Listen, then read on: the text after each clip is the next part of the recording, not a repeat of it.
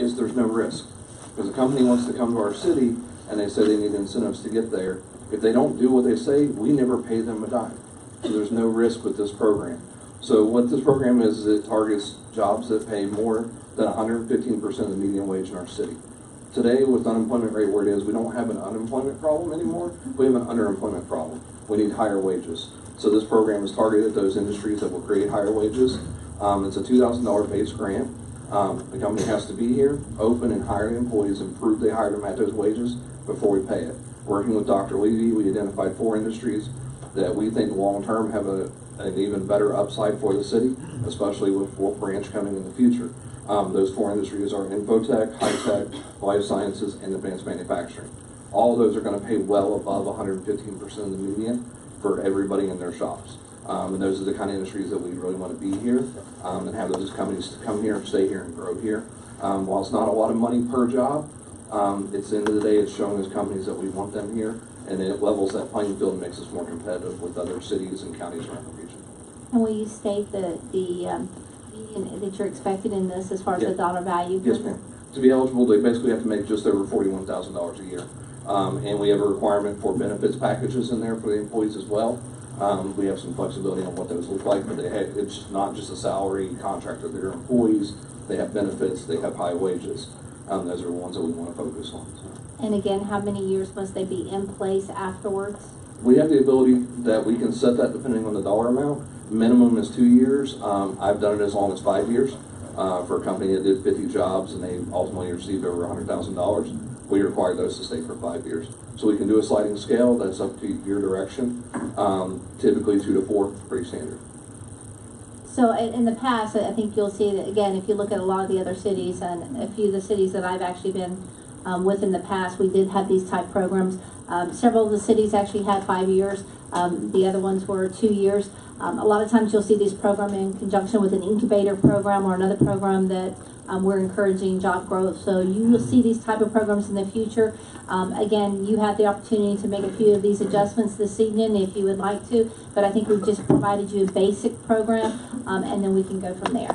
And I have presented this program to both the CRA Advisory Board and the Northeast CRA Advisory Board, and they both unanimously supported the program with the caveat of using CRA money only when those jobs are in the CRAs, of course. But they were all in favor of the programs. You said you also had it with the county? Yes, sir. And is this in addition to what they're eligible with the county also? So the county actually shut it down about 1.5 years ago before I left because they ran out of money. And so what we created at the county was a new program, which we already have here at the city, so it's kind of where we borrowed it from while I was at the county, as a tax abatement program, so where we didn't have to have any money. But this one you do have to have funding available. That's the difference. And the tax abatement program is with the city. We still have that, as you all know. So that's still available to us. We can look at that from a 3-year, 2-year, 1-year sliding scale, or 5 all the way down to a 1. Or we can just administer it for a single year. So that does not remove that as an option for a company. But again, there's requirements and restrictions so that a current company in the downtown must still, if they currently are in the downtown or the Northeast, they still must at least meet the minimum requirements. So there's nothing given to anyone. They must seek the request, and they must comply. And if they don't, then it's really simple from our perspective. As Dr. Levy said, we're building our toolkit. When you get a company wants to come in and you're going to give them this the grant, do you have to have council approve for each one, or are they going to, or just within your budget and that's it? It would be at your discretion. Obviously, anything over $25,000 would come back here for approval. If you wanted to have Ms. Hayes approve up to that amount, that is fine. I've always taken them to the board myself. Actually, we'll bring each one of them back to the board. I think it's important for the public to see what we approve as a council and what we present to you for approval. So, any other questions, Ms. Starr? Yeah, are there any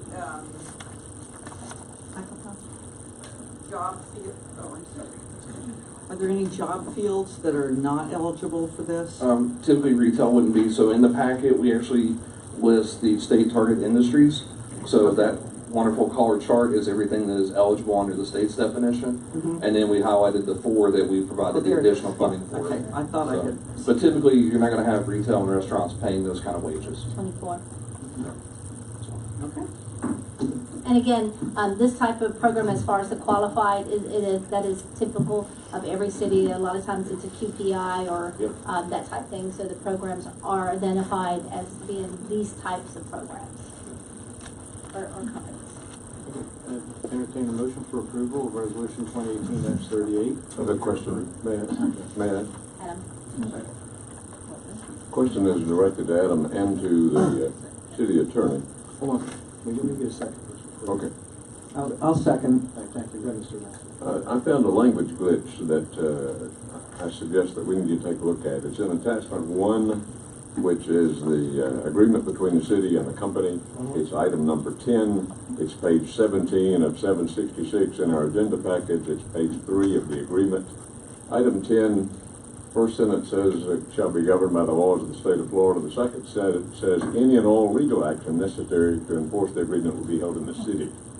That should read, I think, Lake County. Yes, sir. And that was probably a computer fill-in-the-field error. We'll change Absolutely that right. to read, Not a problem.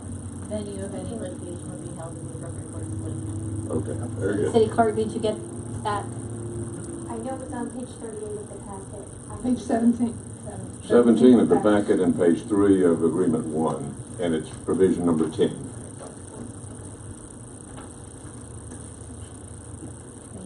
City attorney, can we read that in and that way we can record it as we go forward and not have to bring that back to council? Ready? In the event of litigation, in the event of any litigation under this agreement, the appropriate venue would be in the courts of state, with the appropriate court of Lake County, Florida.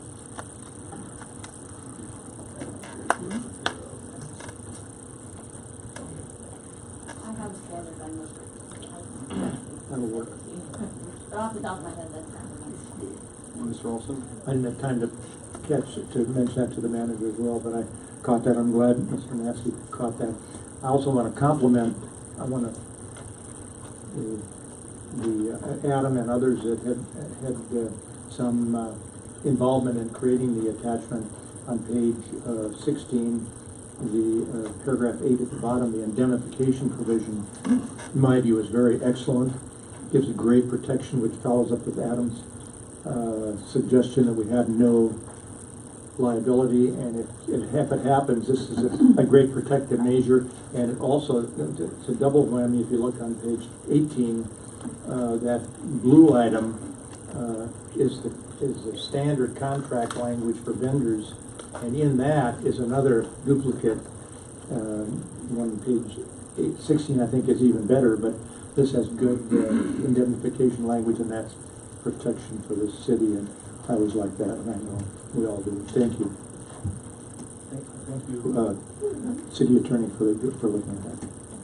Thank you for doing all that too. It's something we talked about at one of our previous meetings about getting into this and bringing forth to council some different alternatives that we can work into, and I'm sure maybe we'll have some others down the road as we go along. So I thank you for putting that in quickly so we can start attracting the companies that we're looking for. So, anybody from the public wish to address this item? Seeing none, Ms. Johnson, can we have the roll call, please? Roll call vote. Yes. Mr. Rolfson? Yes. Ms. Tillett? Yes. Ms. Hoax? Yes. Mr. Tucker? Yes. Mr. Crail? Yes. Mr. Massey? Yes. Mayor Jerome? Yes. Thank you.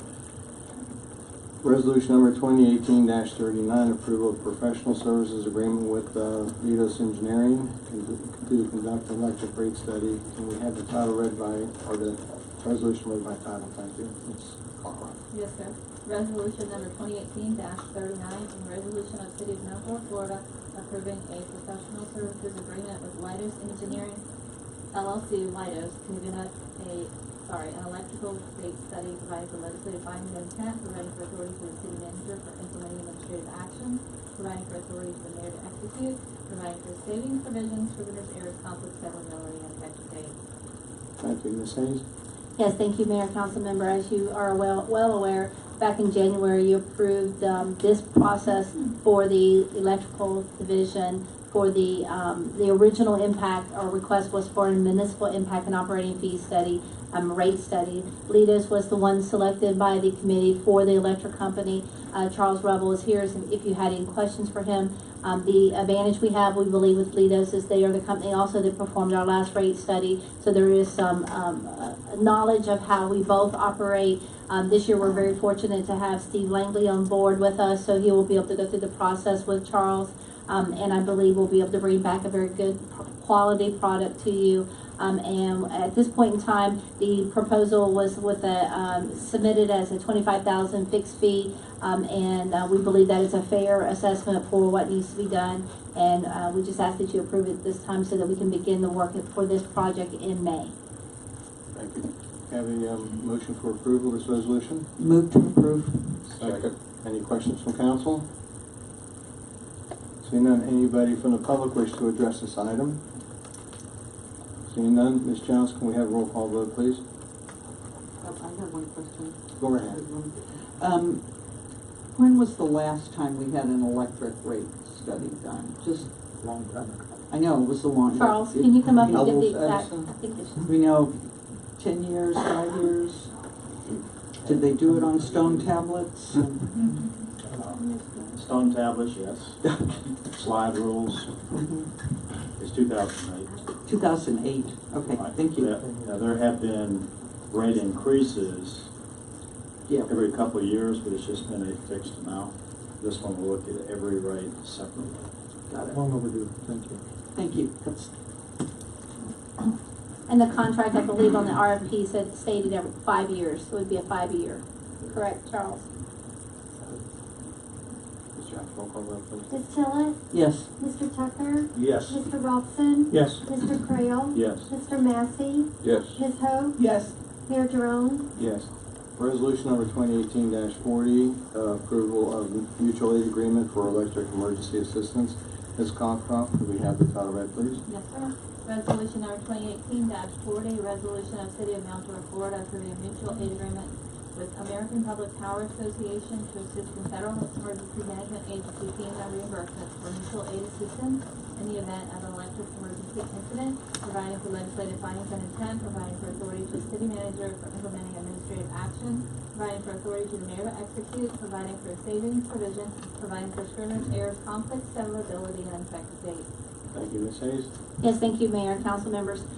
As you know, we had Hurricane Irma this past year, and we relied to some degree on our mutual aid, and I think Charles probably can give you a much quicker summary of this. So I'm going to ask him to come back up one more time. Thank you, Charles. But I think it's important that we maintain, as stated in his memo, I believe 2000-ish was the last time that we went through the process. So it is important that we go through it again and update it. But can you just give them a high-level advantage for the program, Charles? Okay. First of all, this is identical to the contract that was signed in 2000, but it's old, and basically all the municipal utilities in the country, with very few exceptions, have signed this agreement. So what it does is, if we have a hurricane or other disaster like we have with Irma, we're able to call on our sister cities, and we actually did so. We had a crew from Dalton, Georgia here for 3-4 days helping us with Irma. They have the same contract that we do, and it really just lays out what the charges are, and basically the charges are the same as what they would charge themselves. So basically, if we help somebody, they would pay for our wages. If they help us, we would pay for their wages. It's really a very simple agreement.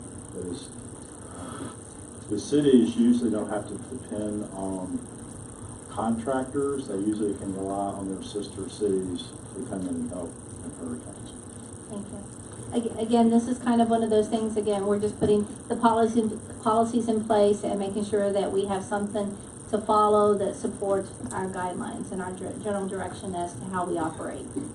I have a motion for approval of resolution number 2018-40. Move to approve. Got a motion for a second.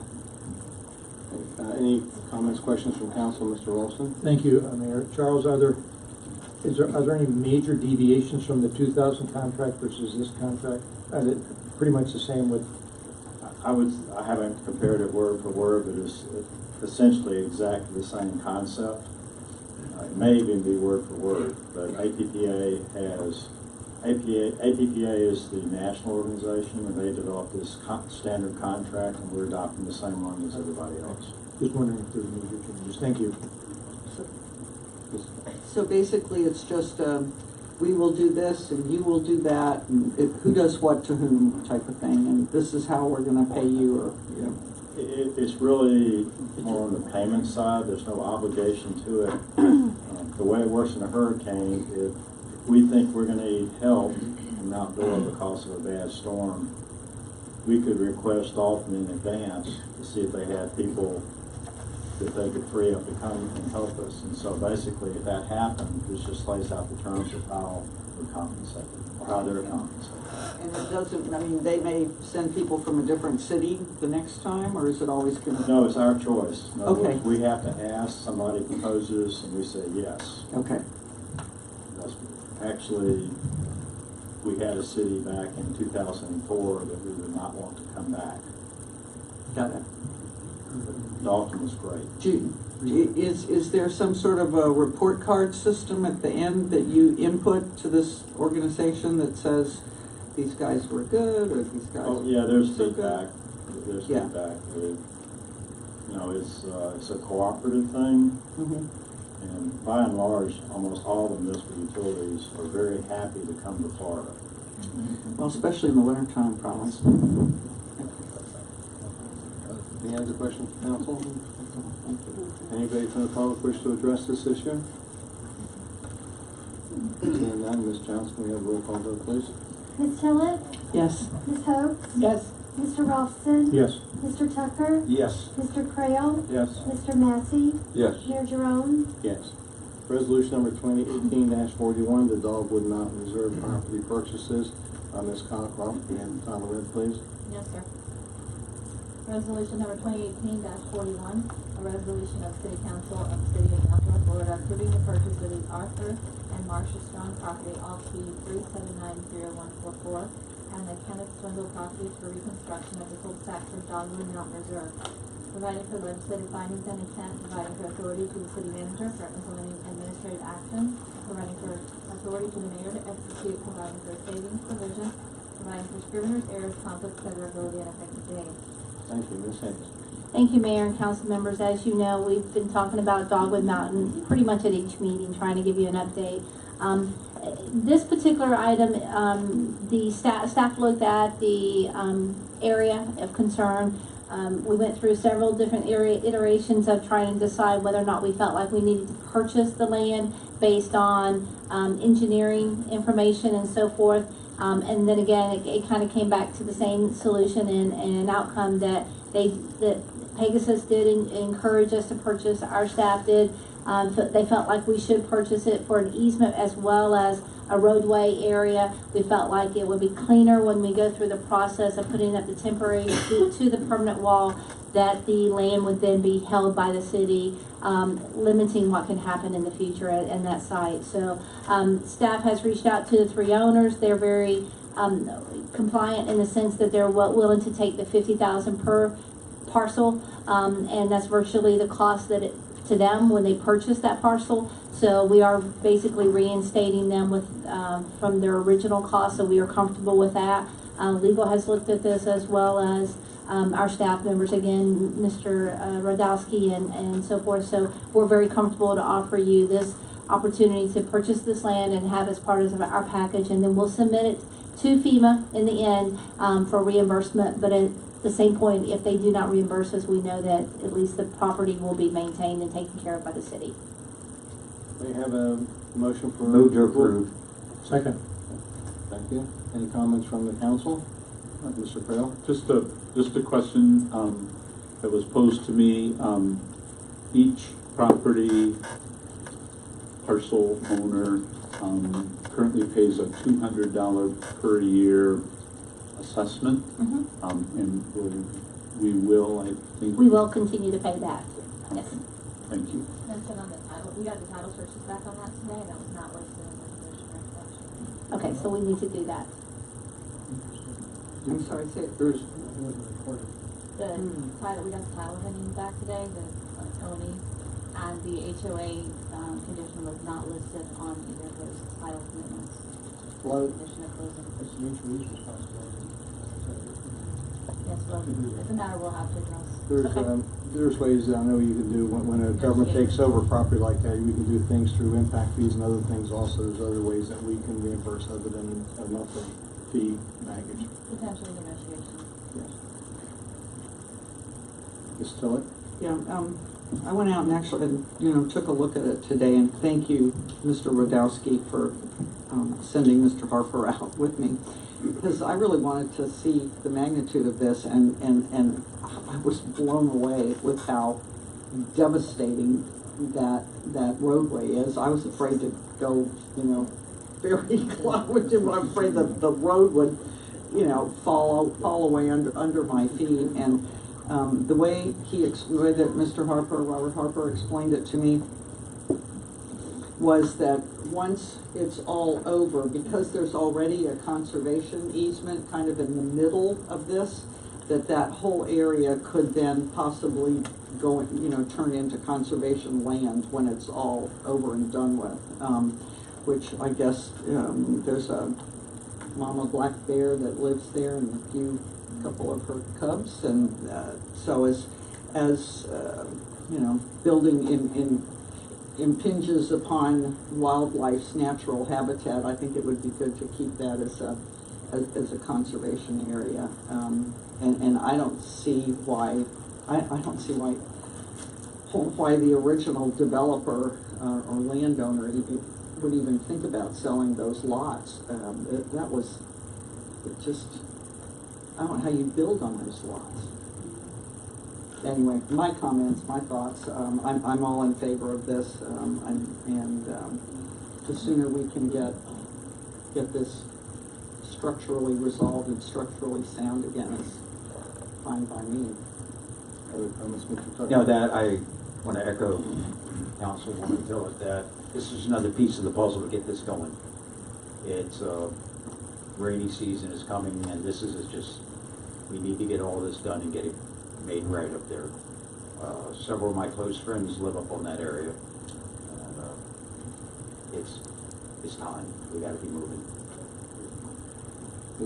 Just want to let you all know that finally got a response back from Mr. DeSantis' office after about a month, and so anyway, hopefully I will get a response. That was last week I got it, and after that, hopefully I will get something back with him, get him here in the area so we can. I'd like him to be personally come here and look at it as a congressman and with his feet on the ground or suspended in the air somehow if he has to get too close to it. But we'll figure out a way of getting him in here. And so anyway, hopefully he'll come here shortly and they'll look at this property so he can see the urgency of what we are talking about, because you can talk about it all day long unless you, like you said, you go right up next to it, you can see that impact on what the damage that was done there by Mother Nature. And we are getting into that rainy season, and we're getting, just this past weekend, we got lots of rain. And we lost another foot of dirt this past weekend, so. It's one picture worth 1,000 words stories. Thank you. Oh, yes. Thank you for doing that. Okay. And we do have a meeting tomorrow with FEMA, so with their FEMA attorneys. So that's probably the most progress we've made in quite some time, thanks to our city attorney. So that has been positive, and so we're looking forward to the outcome. Hopefully, I don't know if their offices do anything else up there, because I made enough phone calls, and the guy kind of said, "Oh no, nobody called you back," and I said, "Not yet." So anyway, hopefully maybe they're passing some information on the FEMA on their own anyway from his office, and that might be help. So take it from there. Any other comments from the council? Anybody from the public wish to address this item? You state your name and address, please.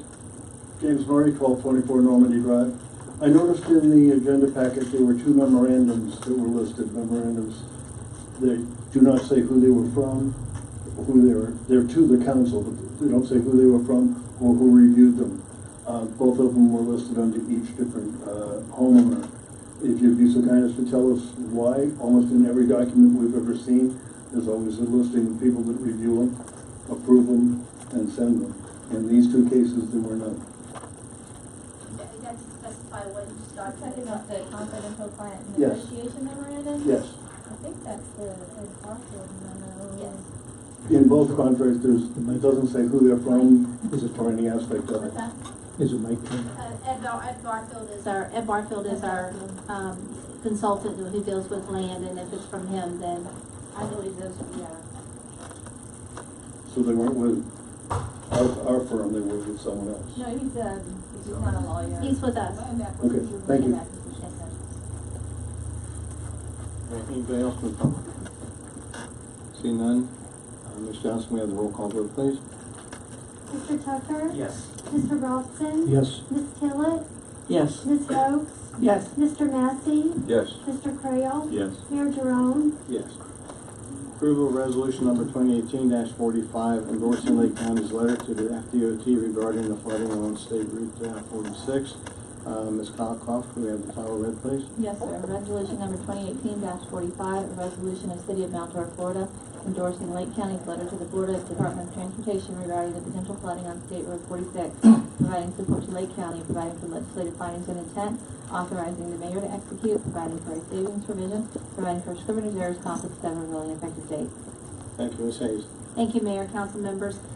This particular endorsement is in reference to the FDOT regarding, letter to the FDOT, regarding the flooding on State Road 46, as presented to you from Lake County. I copied you on the letter. We also had specialists in our staff who was a former FDOT retirement personnel, and he was shocked that this piece of property in this particular area was accepted as it is. So we proudly present this to you for approval so that we can send this on to the state.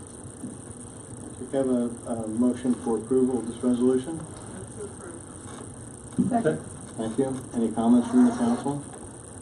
Just want to thank you for putting this resolution together, and because when I read the thing that the paper and everything was going on with that, and especially being part of the MPO also, and they didn't have any clout, and so with this, but I'm hoping that they will see that they can't go taking lease off that 100-year flood thing down to a 50, and in an area that is very susceptible to the flooding, and plus future trails, future work that's going to be done in there makes it kind of silly what they're trying to do with this. So hopefully this has a little bit of weight with the county's letter to go along with it, and I don't know if the MPO officially, when we have a meeting coming up this month, will be endorsing another resolution to back up the Lake County's letter also.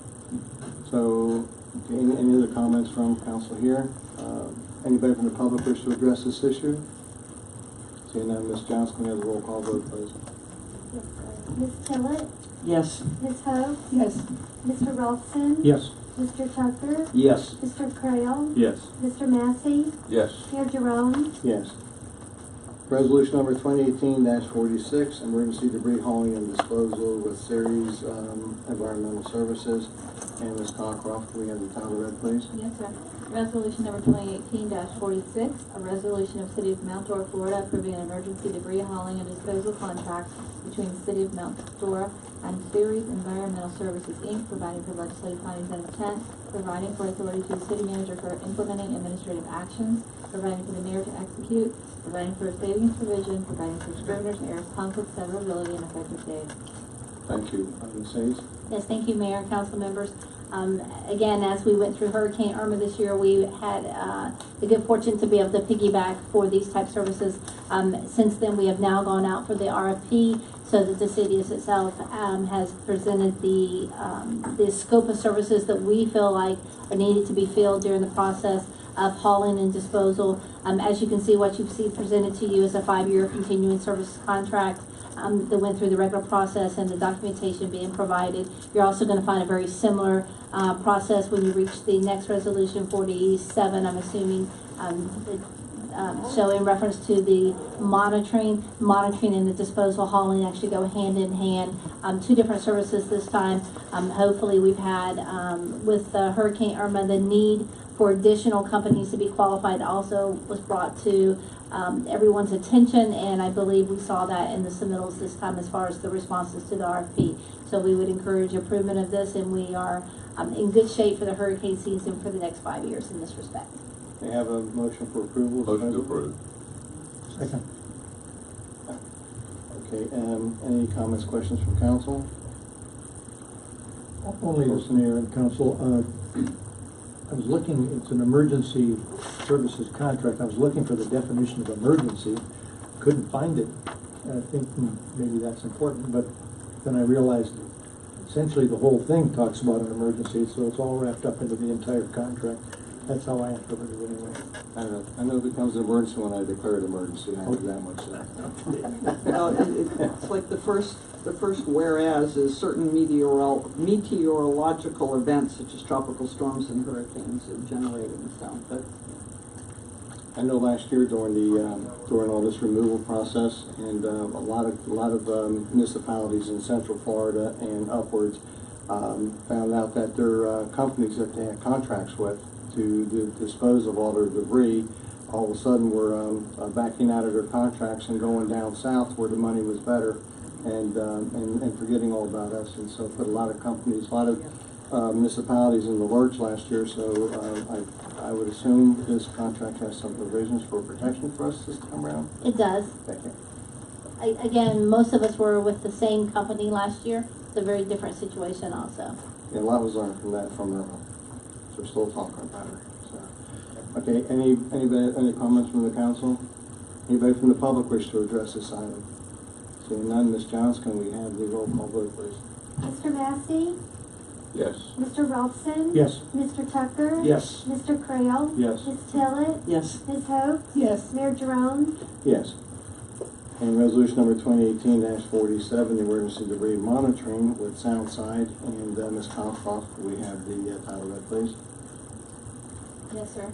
Resolution number 2018-47, a resolution of the City of Mount Dora, Florida, and approving an emergency debris monitoring contract between the City of Mount Dora and Soundsign Consulting LLC, providing for legislative findings and intent, providing for authority to the city manager for implementing administrative actions, providing for the mayor to execute for a savings provision, and providing for scrivener's errors, conflicts of severability, effective date. Thank you. Ms. Hayes, you ready? Yes, sir. Thank you, Mayor and council members. Again, this is for the monitoring part of the debris monitoring. Monitoring must happen before the hauling. So this is an important piece of the scope states that the company must come out. They must administratively look at the entire area, gauge the amount of hauling that will be required, give an estimate, and that will help determine the reimbursement amount. So it's important that you have someone that is qualified, meets the qualifications from a FEMA perspective.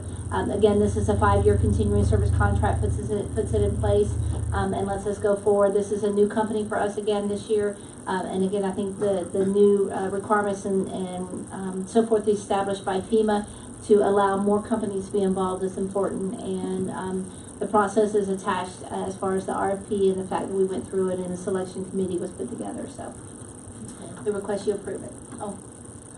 And just as she was speaking about the scope, and if you look in the RFP, it describes the project with respect to Mr. Walton's comment or question on the last. If you look at the previous scope, it describes when what an emergency would be. Okay. So the scope is adopted as part of the contract, so that's how we've got it. Very good. Sounds good. Thank you. And it does also state that the mayor or the requirements of your charter, it's established that we are in a emergency basis. Declare an emergency. Yes. Okay, any other comments from the council? Yes. Yeah, just Yeah, go ahead. Let me get a motion. motion, don't we? Yeah, let me make, I have 5 minute motion. Move Have a to motion approve. for approval. Second. Thank you. Now, Yeah, my comment. Okay. It's just that, just for the record, that this is it really helps protect us, because not only do they gauge ahead of time, they monitor and the process, they ensure that we're not being overhauled, you know, that trip tickets are turned in that are accurate, everything's serialized, you know, serial numbers, and this is a good thing. This is the truth check and helps protect everybody, so. But isn't it interesting that we have all these double checks and we set up and have contracts for them, and then we wait so long for FEMA to verify that it's all actually been done? I know. To me, it's just, and we're still sitting here. Right, you know, so. Again, I think you'll see that Senator Nelson and company, there's been several letters that have been presented as to why we're spinning our wheels and going through all this, and then we sit and we're waiting for money, even from Matthew last year, Hurricane Matthew. So Senator Nelson has been an important figure in that. Because we do go through all these efforts of making sure that we followed all the rules. This is the government that gives you how many continuing resolutions a year? All right. Anybody from the public wish to address this item? Seeing none, anybody else from council again? Ms. Johnson, can we have the roll call vote, please? Yes, sir. Ms. Hope? Yes. Ms. Tillett? Yes. Mr. Robson? Yes. Mr. Tucker? Yes. Mr. Crail? Yes. Mr. Massey? Yes. Mayor Jerome? Yes. We have ordinance tonight, a final reading of ordinance number 2018-04, the final PUD for Laura Landings. And Ms. Comcroft, will we have the title read, please? Yes, sir.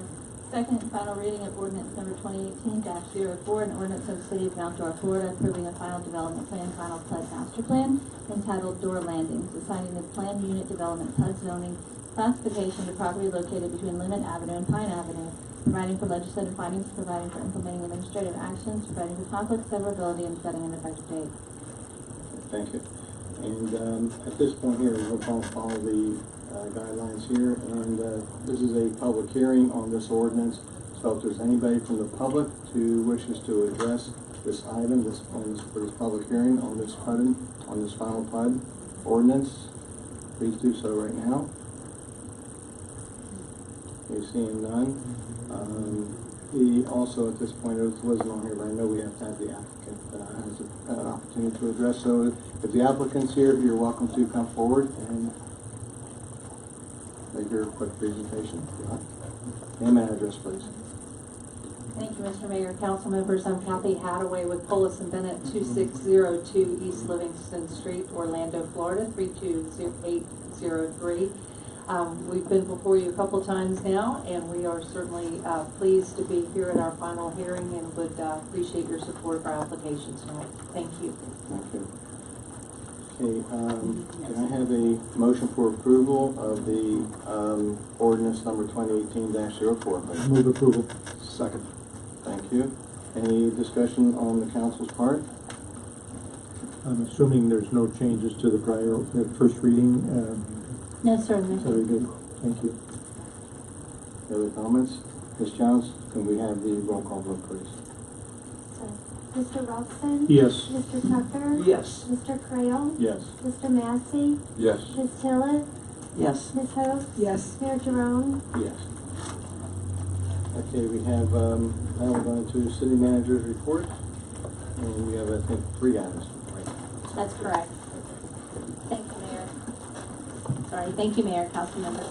So the accomplishments that we typically put in your package each month, so we've provided that information to you at a summary level. Again, not every detail's in there, and as you can see, it's several pages without that, so I think we're fine.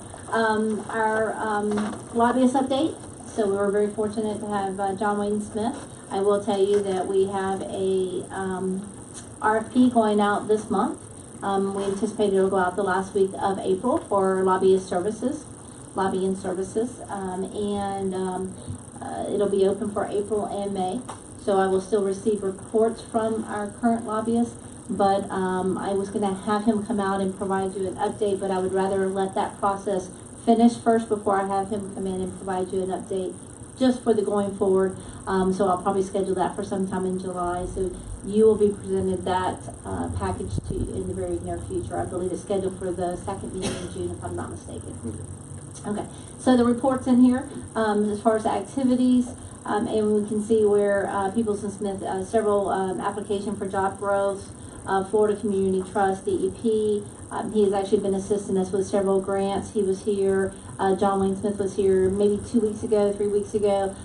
Dogwood Mountain, I took him and another member of his office out to Dogwood Mountain so that he can also reach out to our congressmen and senators at the federal level as well as at the state level to help with some funding and to see that not everything that happened through Irma has been cleaned up.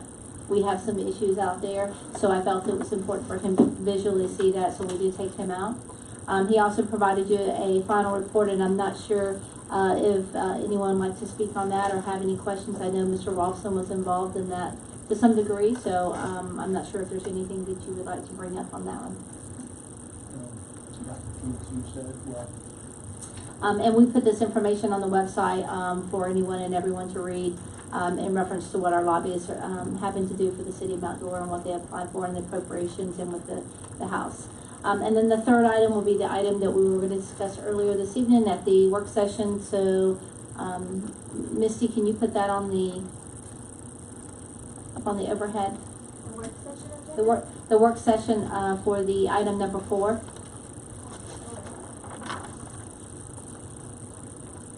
You're talking about with the photos?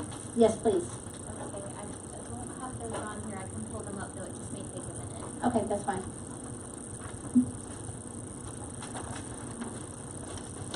While she's doing that, Mr. Mayor and Ms. Hayes, just with regard to the Peebles, Smith, and Matthews report, I would urge you all to read that. I was going to mention this in council comments time, but I'll cover some time so that Missy can get that up. That's among the most excellent lobbying reports I've ever read. I've done many myself in the years. I don't think I ever did any that good, that well done.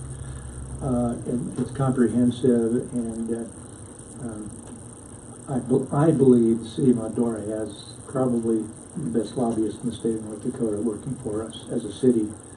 North Dakota. That's the second time I've done that. The third, maybe. Maybe third, yeah. No. You're the best North Dakota, too. Just want to see if anybody's listening. The state of Florida. But it just was a superb report, and it covers everything that the legislature did that really affects us as citizens of this city and as the city. So I urge everybody to read that. It's very comprehensive and very good. Thank you. Okay, this item was the future merchant meeting and the downtown restrictions on delivery trucks. As you're aware, we have a merchants meeting scheduled for May 8th. During that meeting, I'd like to discuss the challenge that we all face with traveling our streets when we have trucks down the streets parked and unloading, for whether they are food trucks or whether they're just regular delivery trucks. They pose the same challenge. When they are not in the offloading area, then there's in some cases blocking the entire driveway. I've received several emails and pictures from a lot of you in reference to we were talking about Alexander not too long ago, and the truck is on Alexander and people are turning off of 5th to turn onto Alexander, and it's a stop, and people are having to back up onto 5th to try to work their way around. Or going down Donnelly, on both sides you'll have 2 trucks back to back, and I believe probably the next picture has that one, right, Misty? Yes. So, well, that's one there. There may be another one. So, as to the direction from the council, there's the 2 trucks on Donnelly. You know, one of the things I suggested early on was, can we perhaps look at an ordinance, because it then becomes law for the city, of requiring these trucks to deliver at between a specific time period. And I know some of the merchants have stated in the past that creates a financial burden for some of them. They feel like that if they have to specify a time period, that the companies that deliver with them would require additional pay in order to deliver during that time period. I do know that we looked at Winter Park, and they do have an ordinance that states a time period in which their trucks have to deliver. Some of the problems we've run into is these businesses from the downtown, whether they're restaurants or other, have stated that because we're in the center of the state, that a lot of the companies that come see us may be coming by to see us and making a delivery on their way back through to their route. So we're kind of the last stop for them. And to require that they move that stop to an earlier stop could create a challenge. But again, I pose to you the challenges of our roads, and as to the direction in which this council wishes that we mention to the merchants when we have this meeting, or do we wish to go down the road of an ordinance or rules stipulating time or locations? So we've talked about that also at the table as certain locations, a couple locations in which the trucks would have to park. Obviously, they've had to follow those rules. And I think before we kind of go into that, I'm going to kind of put Jessica on the spot. I'd like to ask her to come up just to give you an idea of some of the things that she's encountered since she's been downtown, because she's got the firsthand experience with this. So we can reach out to some of these companies, US, Here Foods, or Cisco, but again, we reach out to an office. We're not necessarily reaching out to the driver. We're not the driver who sees pay advancements and incentives because they meet their timeline. We're reaching out to an office, so please keep that in mind when you think about the process. Jessica, please give us some information. Okay, so I do believe that the loading zones that have been implemented recently have impacted the trucks and the disruption that they cause downtown, but I don't believe that it's a complete solution. With the loading zones being until 11 a.m., we do have several deliveries that come after 11 a.m. The other thing is that we have several trucks, one being US Foods, that still do not fit into the loading zone. Not good with measurements, but they're definitely about 10 feet longer than any loading zone. So there are still trucks that even if the loading zone's open, they can't fit into. I make contact with these drivers almost daily, either whether it's keeping the loading zones open to get them in there or moving them to an area that's better, that's how do I put this, that maximizes the safety of the area that they're using. For instance, these bigger trucks like US Foods, when he arrives at 4 o'clock on a Thursday to start his delivery, there's no place for him to go within a loading zone. So I give the direction to all drivers if there's not a loading zone open. I either move them to the middle of the block on 4th Avenue or the middle of the block on Donnelly Street. The reason I do that is so that people can still get around them safely without them being too close to an intersection. I also request that they stay facing the same way as traffic is traveling and that they don't block an intersection. So sometimes they are parked and they have to move several times to let cars out that are parked near them. You know, I've talked to some drivers about possibly satellite parking and hand carting things in. Some of these drivers literally deliver for 3 or 4 hours at a time in our downtown area, so using a satellite area and carting in may cause more issue to them. A lot of the drivers are receptive, but again, some of them can't make their, they say that they can't come earlier. You know, I had some arrive right after 11, like 11:30, and I said, hey, if you guys could get here 30 minutes earlier, I could have the loading zone waiting for you, and then even if you're after 11, it's still you're off the roadway. But they said even changing 30 minutes is not something that on a driver level that they do. It's more on their dispatcher level. Well, thank you for all the work you've done, and I'm sure it's a headache, every day that just sort of like, I see cars parked, 3 cars parked in the loading zone on 4th Avenue at 9:30 in the morning, and those cars are still there at 4:30 in the afternoon, and it's nowhere near 11, and there are already cars parked there. So I know that you, until people get into with the program, that it's going to be a tough job. One of the things that I noticed, and I last week went down almost every day just to see what this was like, and Caitlin Sidland, I can't remember her last name, the lady that owns Every Nook and Cranny, graciously allowed me to park in one of her spots because I just wanted to sort of hang around and see when these trucks were coming in and how long they stayed.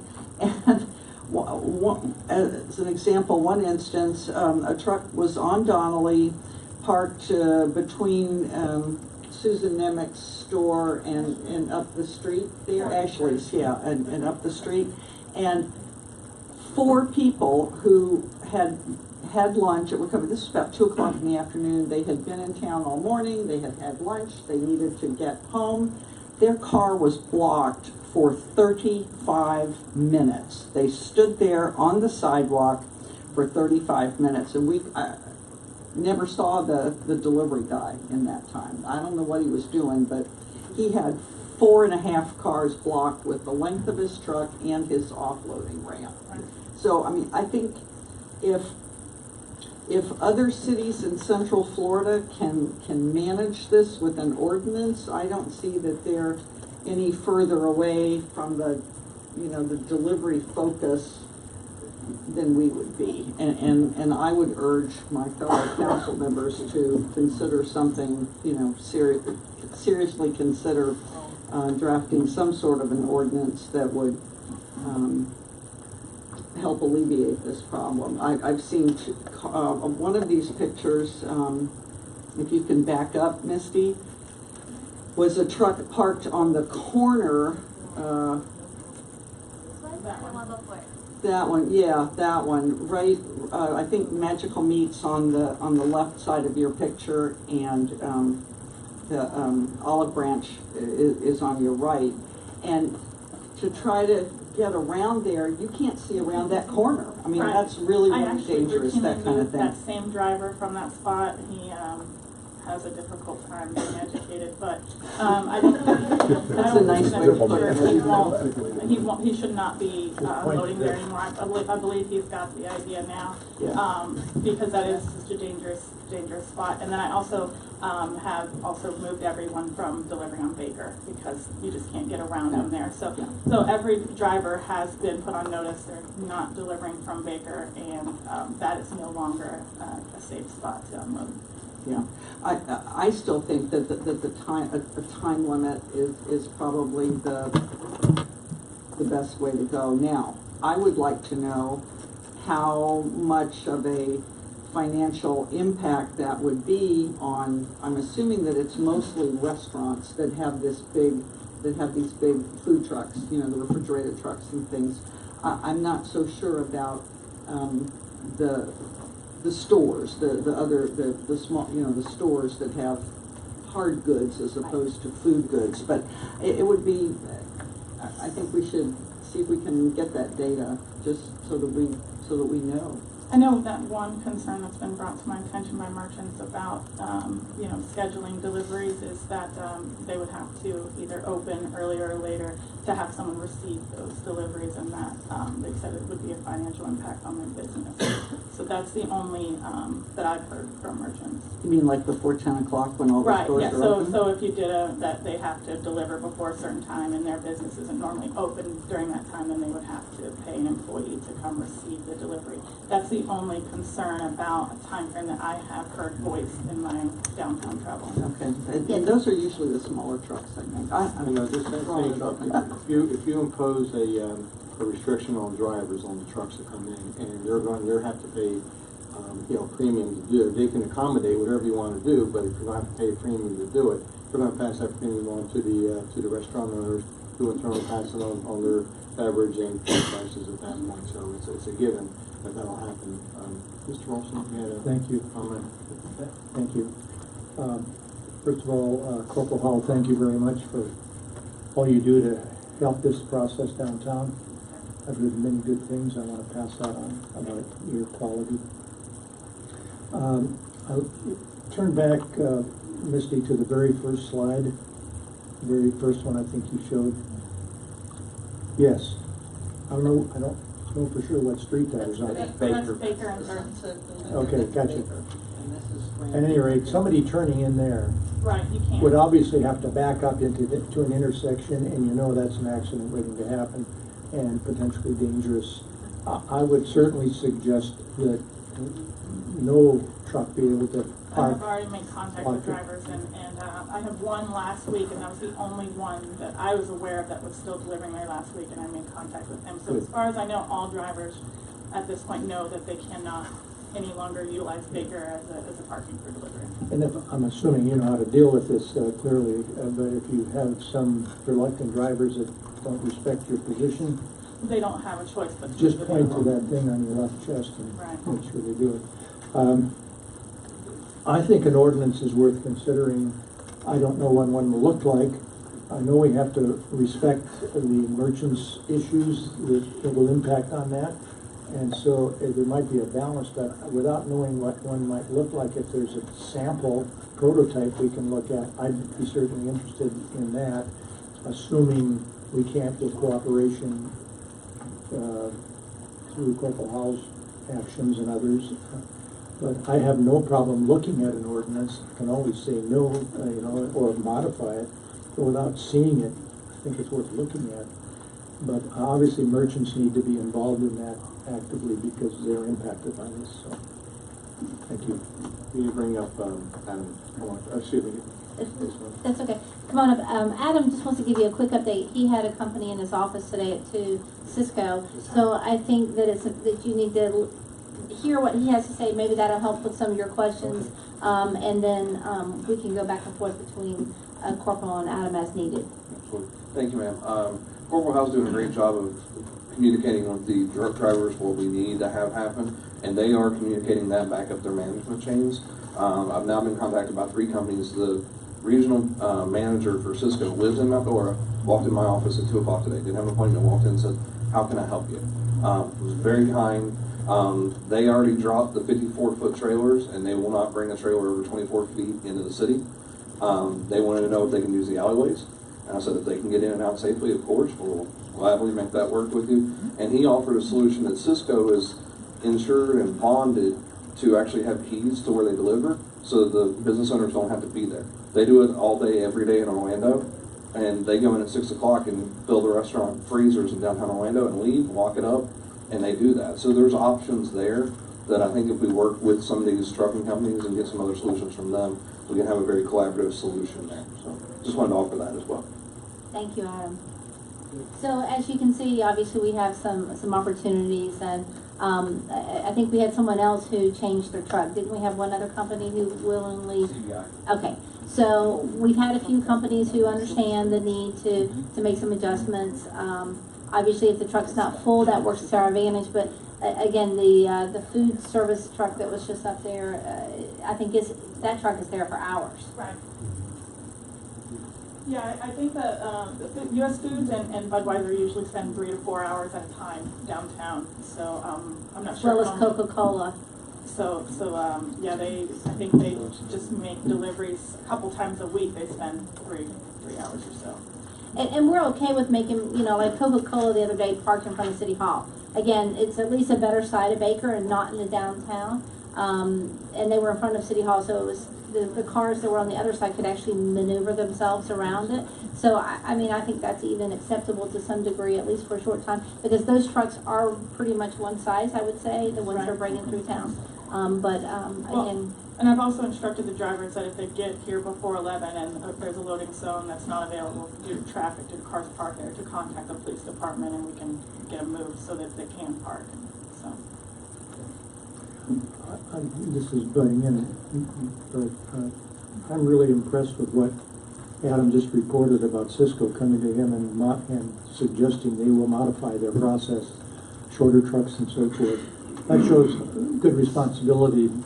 And so from Ms. Hayes on down or on over, that's good response and may help solve the problem. Jessica, do we know, does each restaurant have a specific delivery day, or do they alter based on looking at what they think their activity is going to be, and so therefore some weeks they have deliveries on Tuesdays and other weeks on Thursdays? I haven't gone with each restaurant to see what their specific delivery days are. I know that most of the trucks that come deliver to several businesses at one time.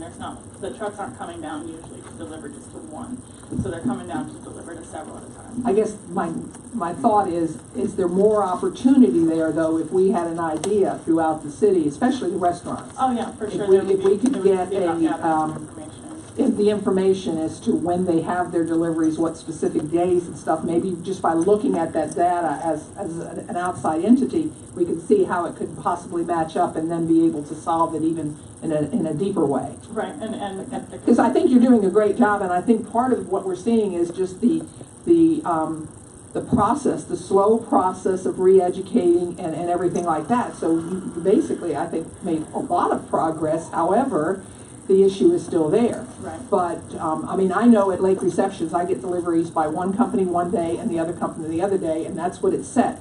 And so I know exactly how. So if we could look at a picture and on visual, so that if you knew you had all, 32 restaurants and who they're getting from, because most of them use certain ones, and then see if there's any more matchups, we might be able to help them by using a matrix to do it. So that's To information further we refine could it. request at the merchants meeting from them. And that might be something at the merchants meeting we could ask for them. Adam, I agree with the suggestion of the keys and so on. It would behoove the companies and the drivers to get in and get out as fast as they can. And if there's no traffic at 7 in the morning and they can offload their food or beverages or whatever and get out of town in an hour and a half instead of 2.5 hours, they're gonna be excited about that as well. So I think making it a win-win for the company, the driver, employee, and the merchants is a good path to follow. And I agree, Kathy. I think this is incremental progress, but it's been a long time and we haven't had a lot of progress until right now. So I think we're on the right path. Mount Doris, I think, has one thing that we all love. We have a nice, quaint downtown, and but that what comes with that is what I always tell people, and why we're always better than a lot of places like Winter Park and some of the other places around. Say we got to do this Winter Garden. Our city is intimate, and intimate. I'm saying intimate from the standpoint that our streets are smaller, sidewalks are smaller. This presents a lot of problems for our city that way, and especially with our trucks. I agree that an ordinance would be helpful, but we just can't be unilateral in an ordinance because we're going to end up with all kinds of ramifications with that. And I don't know, I'm going to make a suggestion. I don't know if it's if there is a position. Is there somebody out there, a consultant out there who's a transportation logistical support type person who can coordinate a lot more talk about the matrix, the different things, the scheduling, the key thing, with all these places that do business with us on the regular basis, plus the merchants, getting with them, because we're doing everything, but it's here, and just maybe one person who has the expertise to pull it all together. And is there such a person out there? Vince, I believe there are several companies, correct, that we've been in contact with that can help us out. So we do have those companies. I'm just wondering if we should be taking this route, and because I think if they can be useful in helping to develop an ordinance, because I think when you're looking at an ordinance, it should be a very, I guess, comprehensive, plus being a something that's going to be a cooperative type ordinance where the store owners, the places, the drivers, because you're talking with the drivers. The drivers probably don't really care. They're going to get their salary whether they stay there 3 hours, 2 hours. If they give you a ticket, they're going to give it to the boss to pay for it. Okay, so that's good that we're talking with them, and they probably really feel bad that they're doing this. But we have to get back to, like you're saying, that their managers, their dispatchers, and then go up to the higher end. And then you get the people like the company Cisco came in and talked to you. That's what we need. We got to get everybody in there, one room, and solve and get all these ideas in one format and get that matrix in one shot. So, you guys, Mr. Mayor. We don't have to reinvent the wheel here. The fact that we think Mount Dora is quaint is fine. I'm sure the people in Winter Park think Park Avenue is very quaint. I'm sure the people in downtown New Smyrna Beach think their strip of Flagler is very quaint. Bottom line, we've got a problem. We should reach out to some of these cities, see what New Smyrna Beach has done to keep the traffic off Flagler during rush hour. What time are their trucks coming? What time are the trucks coming in Park Avenue? Going back to my background with the post office, we don't have vehicles coming to the post office normally at noon or 1 o'clock, getting the mail out there early in the morning or picking it up late in the afternoon. They're doing that for a reason. They're bonded. They can go into the back of the post office. They drop off hundreds of thousands of dollars in mail and registers that may be available. These drivers are not the people to deal with. The people from Cisco that came in, those are the people you have to deal with. They will tell the drivers, you have from 8 to 10 to be here. You have from 9 to 11 to be here and be gone. or you will be out by a certain time. If we deal with their managers, they will, be, as you suggested, they will be the ones that will straighten out the drivers. As far as the, you know, the restaurants having an employee there, they don't necessarily have it. Those drivers are bonded. They don't have to have an employee there unless they want to have an employee there. Because they're going to be bonded for a lot more money than if a case of beer shows up missing, or a bar store, or whatever, or, you know, something taken from one of those stores. And I don't want those stores to be, you know, harmed at all. Please don't think I do. But if these drivers are bonded, we have to use that to our advantage to help clear up downtown. We, as I said a minute ago, we don't have to reinvent the wheel. I appreciate that, because we know we don't have to reinvent it, but we just can't, again, I'm going to reiterate it, just can't unilaterally do something. What works in Winter Park might not work here. But that's, and if Winter Park says you got to deliver between 8 and 10, and now, you know, and then we're setting up the same ordinance for 8 and 10, and then, but then now we do from 10 to 12, but then that interferes with another community that already has an ordinance doing another time.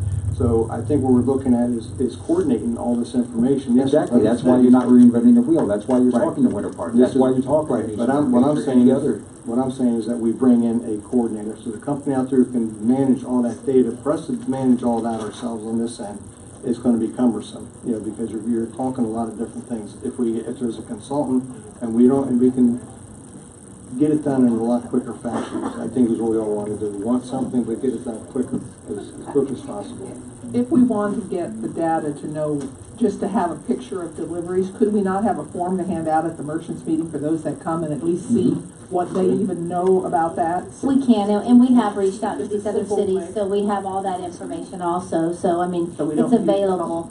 It's just really some buy-in from them as well, or acceptance of allowing somebody into their shop and those type of things. It's a cultural change, so it's a process we have to go through. They have to feel comfortable with it, but it's knowing on the front end what we are willing to do from city, but as well as from your position as to what you would be willing to do, to tell them, to walk in and just ask them to create it. I'll have 80 different ways of creating a solution. I think we probably have the expertise in-house between our police department and between Adam and his crew and Vince to craft something. I don't see the need to go and hire an outside consultant. If it turns out that we flounder, or you know that the process is, they need help, then I think they can ask for help. But I just don't see the need to right off the bat. I think we should data gather first, and then see how they can process that data, and then if we need a consultant, then they come back and say, hey, you know, we've got some other issues that. And in the meantime, they can reach out to the other cities that have imposed certain restrictions and see what their process was. We don't have to have the same ones, but they can see how their process was and how well it's working, or you know what kinds of pushbacks they had and from whom, and you know just sort of the whole process.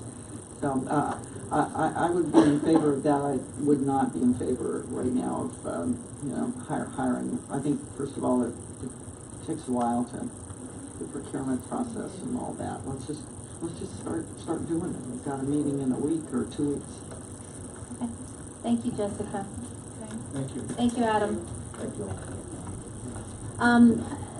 Another update that I feel like I need to give you is the fact that, as you know, we're looking at code enforcement, rewriting our ordinance, rewriting our codes.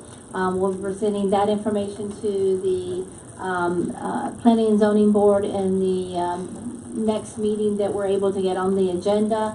We'll look at, very specifically, we'll look at signage probably first, just as something for them to start thinking about. We have to have legal involved in that. Reached out to our legal team, and I believe we have a legal representative who will be at the P&Z. Would that be you, Jennifer, or would that be Ray? Okay. Yes. So, but we'll have a process that we'll put into place to start looking at those current ordinances and to address the ones that again, that we feel like need to be addressed first, because I believe there are some simple ones.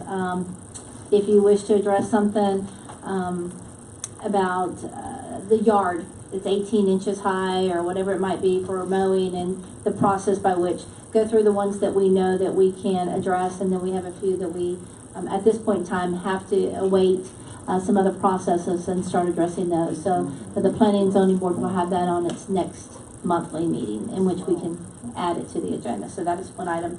The other item, I would like to extend that we will have a future meeting in reference to property and how we will look at some of the proposed properties for the city of Mount Dora to consider either purchasing or selling. And that meeting needs to go through the shade process through our city attorney. So I know that there's a need to announce a date and announce a proper timing. So I don't have that for you at this point in time because I have not been able to consult each of you on your calendars. But it's something that I would like to do before our first meeting. So I'm not sure how we can go about that. Yeah, you have, like how long, how far in advance are we talking? I'd like to do it right after the first, if I can't do it before the first. Yeah, I really have to talk to Mr. Colbert because I'll be out that second week. Right, for your testing, yes, for your exam. So we'll look to announce that as probably based on council's availability the first week of May. So the first is a Tuesday. So if your availability is, if you have any availability on Thursday, the 3rd, no, none for you. Okay. Okay. The next week? We'll go to Copenhagen and meet you there. That'll work. I'll make that work. I'll buy a round of drinks. On Thursday, we can do day, we can do hours, daytime, evening, either way. Like 9 o'clock. Okay. 9 o'clock on Thursday?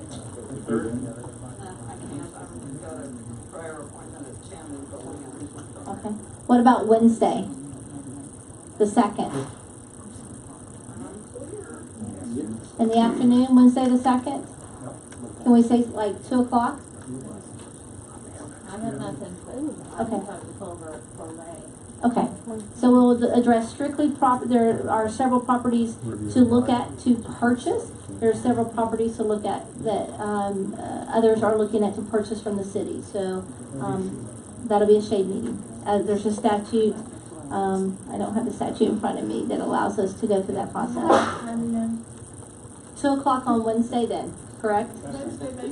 May 2nd. Jennifer, you are okay with that? Okay, thank you.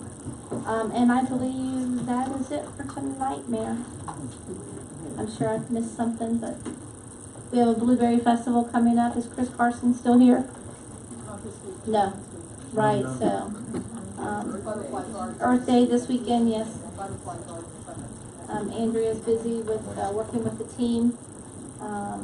These are organizational charts, so just providing those to you, and they'll be on the website in a day, tomorrow sometime. You give one to the mayor, Kathy. Sure. You mean the mayor gets one?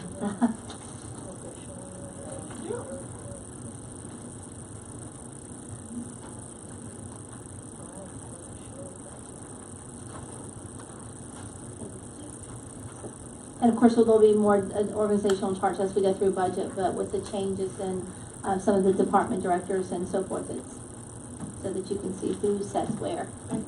You're welcome. Thank you. Okay. Thank HR, so they did a wonderful job. Thank you, HR.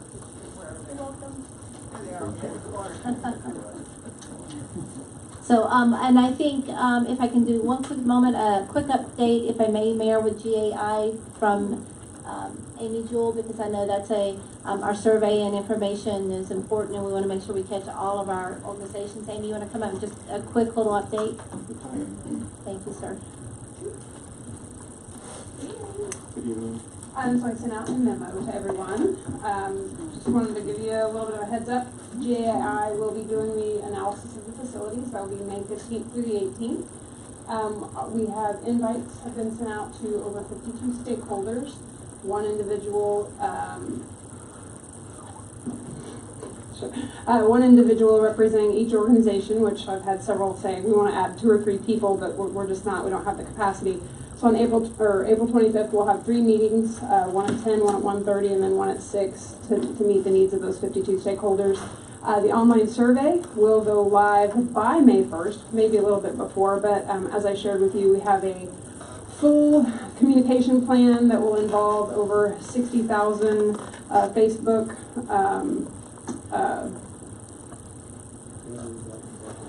people. So we have 10,000 ourselves through the city. We have another 60,000 through partner organizations. So we'll be reaching them through Constant Contact. Also, we have, I believe, 1,600 individuals we can send emails out to through Constant Contact. We'll be doing some ads in the Daily Commercial as well as the Orlando Sentinel. We'll be putting the stickers on the front. So everything within our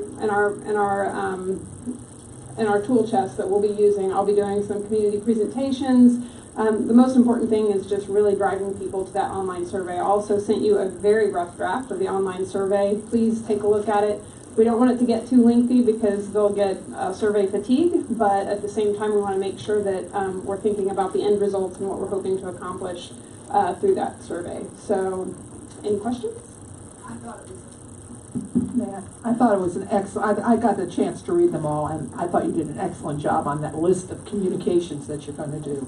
I mean, that was really great to see all the different media of how you're going to try. And I really like the idea of the little sticker on the paper. Not that everybody reads the paper, but they're always on there now, so they'll have the city of Mount Dora have one. Well, we were attempting to reach our engaged citizens, the ones that are already following us on social media and taking part in our programs, as well as the unengaged, the passive citizens, and several of you have made comments that those are the people that we really want to hear from, because if they're not using our facilities and our recreation programs right now, then we want to do what we can to engage them. I like the survey a lot. I think it was well done, and the thing that I think you'll experience is you'll have hundreds and thousands of responses, hopefully, from that survey. Just because it's been so long since we've had any input from the public as to our facilities and the needs that we have. So I think it'll be well received. I'll do my part, and we all do, as we all will, to see that it's spread around any way that we can. We have, probably 1,000 respondents plus in just my community, and we can market that through that process as well. Mm-hmm. So. Any of the stakeholders that you saw on the list that you have contact with, please make sure they remind them to get back with me and to RSVP. I've already gotten a lot of feedback from them. They're really excited and looking forward to sharing their thoughts. So.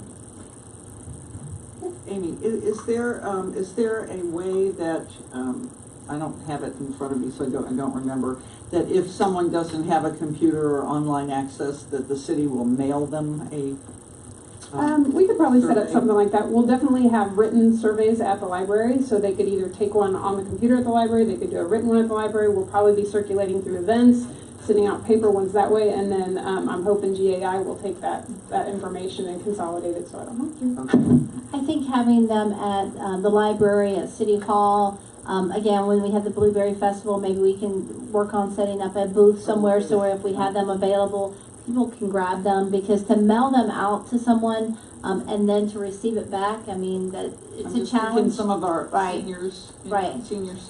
I mean, I'm a senior. But they also, a lot of folks enjoy walking into City Hall or one of our facilities. So our library is heavily trafficked. So maybe if we can do something like that, would also be beneficial. And maybe as you have those meetings that you alluded to, some people may prefer to do them paper and pencil while they're there. I do think there'll be an age bias if we are too heavily dependent on online. I hear you, but at the same time I somewhat disagree, because the seniors are the #1 social media population. Actually, I shouldn't say #1, but they're definitely right up at the top. We get a lot of feedback from social media, and they have a higher open rate on emails than most non-seniors. Good. So, yes, but we want to do everything possible to get, and that's a possibility of just taking copies when we have a meeting. I agree. People fill them out, then you get 100% participation instead of somebody saying, "Oh, I lost address. And Kathy and her crew at the library would be more than happy to bring everybody up to speed on technology, so. And the stakeholders can take a handful back to their organizations to have them filled out too. That's another way of doing it. And you're gonna distribute to all the churches and things, so you're gonna hit a lot of your population there if we get those, because the flyer listing looks like it's gonna hit a lot. Am I looking at it right? Yeah, we're gonna do some yard signs as well, so See. driving people to the website, and, like I said, it will be a Survey Monkey survey, so, And then our HOAs, if they can, link to our site and actually grab the, survey, that would be actually ideal. So, and I know a lot of them can, so that's something else we'll reach out and connect. First Shonk is also trying to work with the HOAs to join next door neighbor. That's Yes. another process we're working through and trying to get the HOAs. Thanks to Cal, brought up the HOA, and I thought, how many HOAs are in Mount Dora? And I was amazed. Like, that's a whole nother set of 3 stakeholder groups, but we'll definitely be getting the word out to them every way that we can. Bring effort into outreach to the public. Yeah, and condo Okay. Mr. Massey? Great outreach to the public. I was astounded at how far you've come in terms of getting the word out. You'd almost have to live under a rock not to have gotten this word. Well, that was the feedback that I've gotten from past plans, is there wasn't enough community involvement, so that's been our goal from the beginning, is to make sure everybody was aware. Good. Thank you, Amy. Thank you. Mark, can you come up and just briefly, anything that we missed earlier on Dogwood Mountain? Again, I know that we talked about the land, but is there anything different or anything new that you'd like to offer council on Dogwood Mountain? Yes, ma'am, I think you pretty well covered it. We're having the conversation with FEMA right now. Ms. Cockcroft has contacted their attorney. We got some feedback from them as to some of the specifics. I was originally intending to bring a resolution before the council tonight, but when we got this feedback, we wanted to make sure that we crossed all of our T's and dotted all of our I's before we did that. And so we're moving forward with that. Ms. Tillett, you were down at the site this morning, and you saw that. Very soon we plan to have a fence up there to keep people from wandering in and out of there. So that's our next step. Okay, and then one other thing, Mr. Radowski's up here. As most of council is aware, obviously we're making, we have a lot of road changes in the city of Mount Dora, and specifically 46 and 441. We will have, we have some changes to 5th. We have some changes at Limit and 441 at Lincoln. So we have several intersections and some changes. We have some restriping that we're looking at. We have some paving projects, some sidewalk projects. We have some safety signals that we're putting up. So we have a lot of changes happening to the roads. Even our crosswalks along 5th, we're actually putting notices. I don't think they've gone up yet, have they? We've ordered those. They haven't come in yet, but we have ordered those. So you will also see police activity on 5th, because we have a lot of folks who do not stop when they see somebody approaching a walkway or the crosswalk, nor do they stop when they're in the crosswalk. It's a $160 fine if you do not stop for that pedestrian. So we will be enforcing that down 5th. We have pedestrians who are walking always in the city of Mount Dora, so it's important that we do that, as well as we have some other signage on Clayton, Liberty, Shirley. I can think of some of the streets that are down that way, so we have some down that way. So you're going to see a lot of changes. Caution and caution and caution. You may see a stop sign that was not there yesterday, so I would just make sure all of you look when you go through a next intersection and beware of where you're at. So this crew is very busy along with the county, so the county's been very supportive, so we do appreciate their work there too. So thank you, Mr. Radowski. I think that those are the big projects that it seems like that's running through my mind, but thank you. Thank you. And we have no board appointments tonight. City Attorney's report. Ms. Cockcroft, anything? Nothing to add other than what she's already given you, that we're working on. And I heard you say you have your test coming up shortly. May 11. Good luck. Thank you. So I'll be incommunicado, in hiding, in undisclosed location between May 4th and May 11th. Okay. Mr. Colbert, and Mr. Branch will be available. Ms. Tiller, you're up. Okay, yeah. I was gonna follow up on Ms. Hayes' discussion on the traffic, and I hope that we're gonna have some increased police presence at Baker and Fifth, because, again, I see several times a day, people, instead of making the big sign, right turn only, and they look both ways, and they either turn left or they go straight across, and the same thing coming up the other way on Baker. We could fund the police department for a year with the number of tickets that could be given out there in any given month. I mean, seriously. And as the traffic on Fifth increases, which it already has because of the road construction on 441, it's going to become an even more dangerous route. So I'm hoping that it might also be a good time to see if we could get a crosswalk at Grandview and Fifth. Again, a crosswalk. I don't know. But anyway, I just thought I'd make my pitch for that. The only other thing I have is I'm wondering if you have a anticipated time for time period for when we're going to have another shade meeting on the outstanding litigation. I don't have that at this point in time. I'm awaiting, but I noticed earlier today I missed a phone call, so I may have something tomorrow. Okay, We'll that's announce all I that. have. Thank you. Thank you, Mayor. I think it's a great idea to enforce the crosswalk issue. And Shirley and I have stood waiting, I suppose 10, 12 cars pass by, standing right in the crosswalk, and some come whizzing by a few feet. So it's only a matter of time. That isn't attended to, and enforcement, I think, will help do the job. Just a wild-haired suggestion. When you see pictures of other city councils sitting in their dais and so forth, there's always a city seal or something behind there. I love those pictures, but maybe we could put a city seal, nice city seal there and something there to give not higher class, but to give quality, additional quality. They're working on it. They're working We on put it. money in this year's budget for this room, Very so good. we're still working that. Very good. Okay, I'm way ahead of myself. Sorry about that. That was wild-haired, but the other thing is, I have reviewed some litigation that cities are bringing against the legislature and governor out of necessity have to be joined as such to be a party. And it has to do with respecting our home rule statutes with regard to weapons enforcement. Remember, we used to be able to do that in the good old days, and there's no longer an ability to do that because it's a preemption. And anytime the legislature wants to, it seems like they preempt anything they want to and throw our constitutional right of home rule kind of out the window.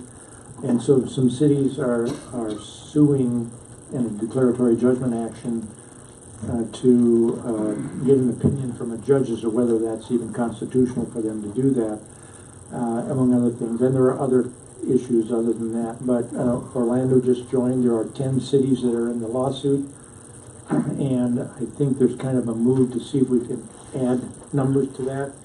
So I have mentioned it to our manager, and I've reviewed that with a little my suggestions that we consider that, depending on what our city attorney says regarding cost and timeliness to get in, if any. I don't think we have to do anything. I just we have to sign and say, yeah, we'll join. I'm not sure how they do that here. But just something to consider. It would be a good idea, in my view, for this council to approve that. We'd have to have a council meeting to approve it as a council, but that's the case. But you might look forward to that in the near future. I noticed in driving out to the country club or around that and going in to the racetrack, you're familiar with where the racetrack gas station is. I see now or saw a big sales tent selling kitchen equipment, barbecues and things like that, which is fine. except I'm not sure if there's a violation of city ordinances there, if they're still there, and are gone now maybe. Sometimes it's a convenient way to, pardon me? Oh, that's county property. Sorry, I asked. Sometimes they sneak in there, and it's a danger from a traffic standpoint, cars pulling in, slowing down,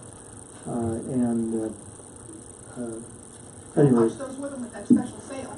Yeah. So, I'm trying to look out for those women that want to go to a sale. At any rate, you've answered my question. It's county property. That's just to get back on you talking about us guys can't cook, so that's. All right, I answered that question. I want to also, and finally, I know we all feel the same way, wish her a good recovery on his surgery, and I hope he does well, and if he wants to consult, I'm here available on the recovery of surgery. Thank you very much. Okay, we have Mr. Tucker. Yeah, I'll be very quick. One, I participated in the Heroes Golf Tournament this past Friday, put on by the Public Safety Office. Very enjoyable for the second year I played in it, and always had a good time. A lot of ringers, but other than that, You gotta watch those guys. yeah. But it was very, very enjoyable. I don't know how much money they made, but I hope it was a lot. I know several of the people I sit up here with sponsored holes, as did my business. You So never did buy mulligans, did you? Did you get mulligans? I got mulligans. Oh, good. Way I play, I got a lot of mulligans. Good chipper like selling them. Yeah, no, I bought mulligans. Good. Bought mulligans. And the other thing is, there was an. Pardon? The one that. I know I had to work. I left that as soon as I finished. I had to go to work, so I don't know who won. Not me. It wasn't him. Now we. Larry was second, wasn't he? Third. Oh, was he first again? Okay. Next question I have though is there was a pedestrian who was hit downtown on Wednesday, and I know he's seriously injured. And any facts related to that? If I could bring city manager, was the gentleman jaywalking? Do you have the particulars on it, Jessica? Um, I think, Lisa, you were involved a little bit, right? The particulars that I'm aware of is that, no, he was found to be in the crosswalk when we was there. Tim, do you know anything about it? This just a driver not paying attention, or? I'd be a little careful about too much data. Yeah, it's public record. It's going to be Right. but Right, yeah. I don't know if I think the investigation is still pending. Okay, that's all. All right. So, but I know it was deemed that he was in the crosswalk. Okay. Yeah, it's just. All right, thank you. Thank you so much. And that is, with the exception, I hope Herb's doing good. Thank you. That's all I have. I will defer to the next council. Okay, Mr. Creel. I'll pass. Okay, Mr. Massey. Next time we meet, I will have attended Florida League of Cities Advanced Training Seminar. I welcome the opportunity. They have such good programs, and I look forward to it. It's not as good as a trip to Copenhagen, but it's close. I'm going to Barcelona after that, so no, it's not. You pay for council to go, we're going. Again, you come, I'll buy you a drink. Okay. Ms. Oates. Oh, just two things real quick. Oops. Talking about crosswalks, I mean, we have a lot of people who come from the north, and even though I know they have crosswalks up there, maybe there's a way we can also, if we're going to start enforcing it, which we absolutely should have a long time ago probably, but education, make sure they understand that those crosswalks, it's everyone. That's a true crosswalk. They need to have the signage or whatever so that as we start doing it.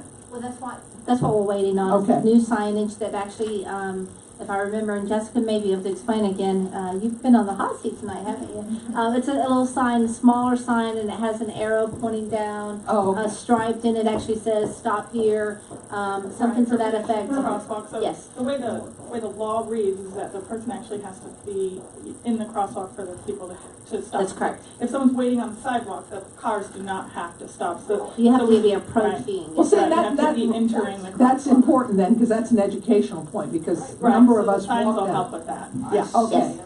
Okay. Yes, so that's I do too, because I'm afraid to step down. Right, that's Okay. the way the law's It's written. catch-22 then, okay. But that's why we've looked at the Okay. signs, and that's why the chief said, let's get the proper signage, let's do the restripe, let's put the caution signs up, so we're actually, Okay. all those things will be down Fifth Avenue, Very good.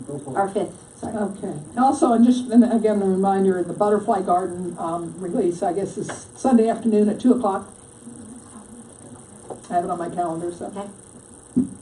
Okay, thank you all, and don't forget, we have 2 more meetings after this tonight. After this meeting's over, we've got 2 more to go yet. Sarah in the background, okay. I think Saturday morning is the Earth Day ceremonies over here at Family Park, and we'll be kicking that off with a proclamation at 9 o'clock for them. And then on the 26th is the State of the City. It's going to be at 6 o'clock over at the library. The community room over at the library where it's going to be held. Looking forward to that. And we have some different people from around the area is going to be coming this time.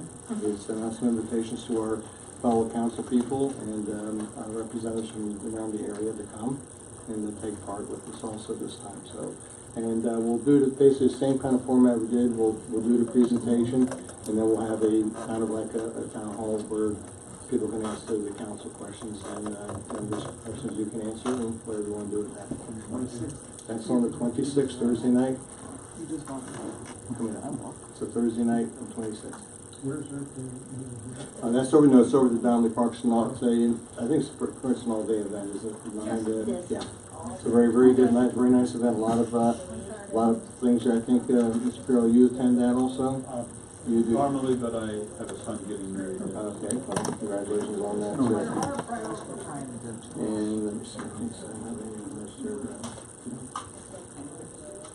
And we just wish Irv a nice recovery, and I know we're all thinking about it. And so that's all I have, and so I'll take a motion for adjournment. Move. Okay, thank you. This meeting is adjourned.